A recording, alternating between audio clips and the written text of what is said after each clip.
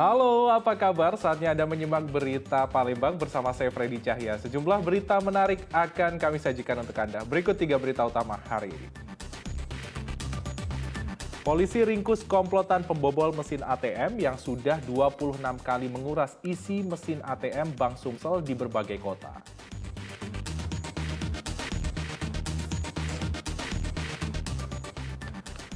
Seorang ibu rumah tangga warga Lubuk Linggau menjadi anggota sindikat peredaran narkoba. Ia menyimpan sabu-sabu dalam kemasan teh.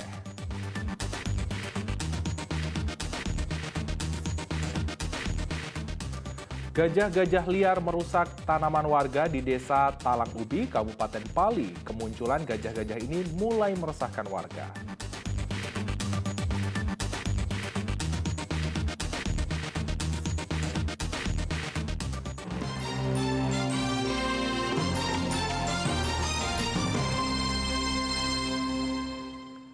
Kita ke informasi utama, komplotan pembobol mesin ATM yang sudah 26 kali menguras isi mesin ATM Bank Sumsel di berbagai kota akhirnya dapat dilumpuhkan polisi. 3 pelaku terpaksa ditembak kakinya karena melawan polisi saat hendak ditangkap di Ciputat, Jakarta Selatan.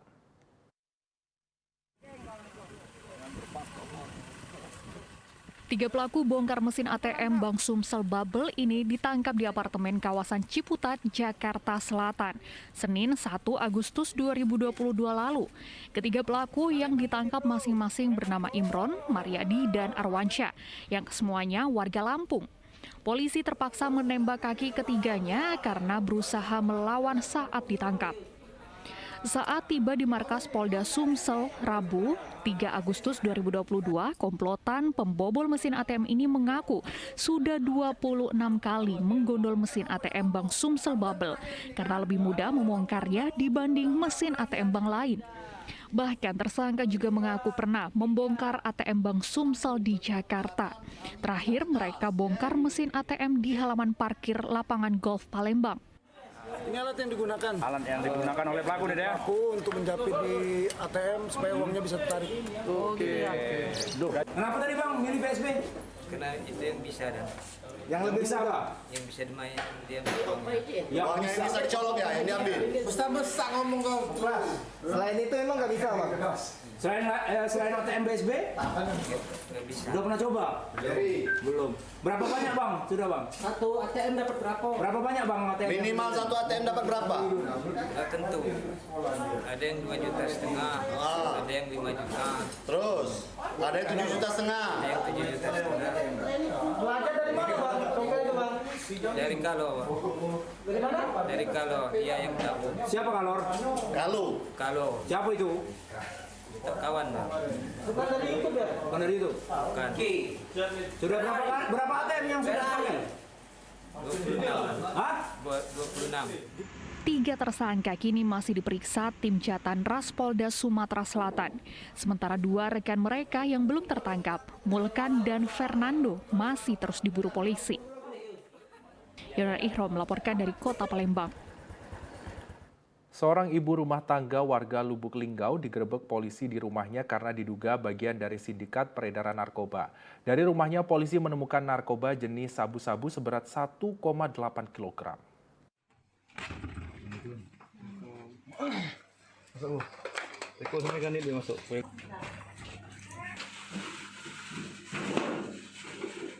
Inilah detik-detik penangkapan Titin Herlina, seorang ibu rumah tangga warga Kelurahan Lubuk Tanjung, Kota Lubuk Linggau.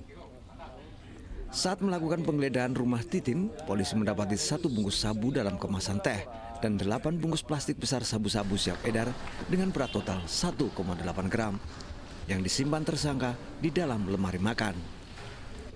Menurut tersangka, pekerjaan ini ia lakoni untuk yang pertama kalinya. Barang haram ini milik saudaranya yang berada di Pulau Jawa dan ia hanya bertugas untuk menyalurkan ke konsumen sesuai permintaan saudaranya via telepon.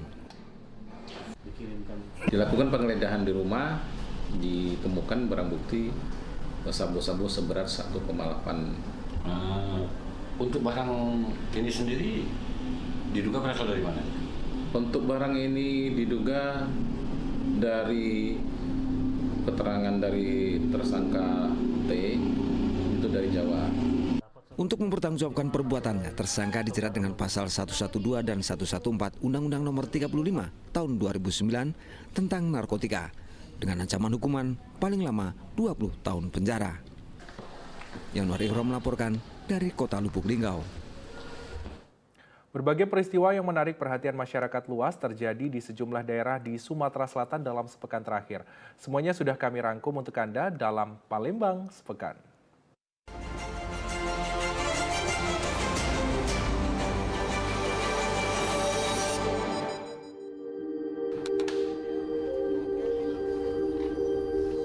Sejumlah warga yang mengaku sebagai ahli waris pemilik tanah atas nama Haji Jalil ini melakukan aksi blokir jalan masuk di area lahan hutan Kota Kayu Agung, Kabupaten Ogan Komering Ilir.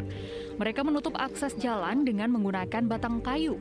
Akibatnya warga dan para pelajar yang hendak bersekolah menjadi terganggu karena sulit melintas. Upaya Bupati Ogan Komering Ilir Iskandar yang datang ke lokasi untuk meminta akses jalan dibuka tidak membuahkan hasil. Warga menolak permintaan Bupati sebelum mendapatkan ganti rugi dari pemerintah Kabupaten Ogan Komering Ilir. Warga mengklaim lahan seluas 7 hektar ini adalah milik keluarga mereka yang sah karena memiliki dokumen resmi. Penemuan jenazah berjenis kelamin laki-laki di perairan Sungai Musi di kawasan Sekanak, Palembang ini menggemparkan warga. Korban terlihat hanya mengenakan baju kaos berwarna biru tanpa celana, ditemukan tersangkut tanaman enceng gondok. Saat diperiksa, petugas tidak menemukan selembar identitas apapun di tubuh korban. Jenazah ini pertama kali ditemukan warga sekitar yang hendak mandi di sungai. Saksi lalu melaporkan penemuannya ke pos polisi terdekat. Diduga korban bukan penduduk sekitar karena tidak satupun warga yang mengenalnya.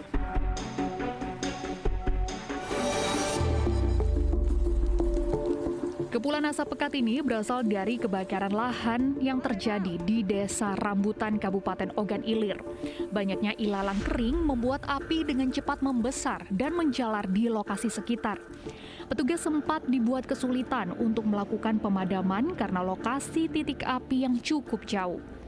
Api baru dapat dipadamkan setelah Satgas Karhutla Kabupaten Ogan Ilir berjibaku selama hampir 2 jam. Belum diketahui berapa luas lahan yang telah terbakar dan penyebabnya terjadi kebakaran.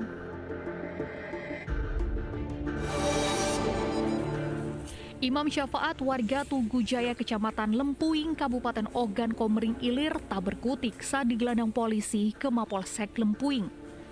Pria berusia 30 tahun ini berkedok sebagai dukun yang mampu menyembuhkan berbagai penyakit.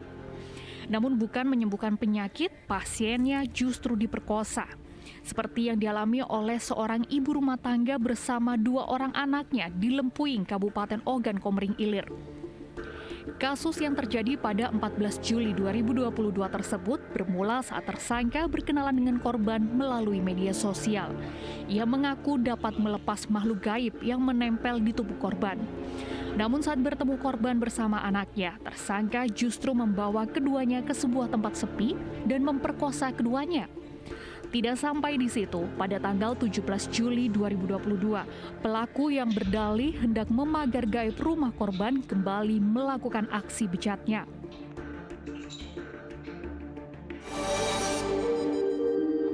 Sultan Pratama melangsungkan pernikahan dengan gadis pujaan hatinya Putri Melani. Acara akad nikah kali ini tidak dilangsungkan di sebuah rumah atau masjid seperti yang banyak dilakukan oleh pasangan yang menikah. Pelaksanaan akad nikah ini digelar di gedung aula Polsek Pelaju. Sang mempelai pria kini masih berstatus salah satu tahanan. Pernikahan berlangsung sangat sederhana karena hanya dihadiri keluarga kecil dari kedua mempelai.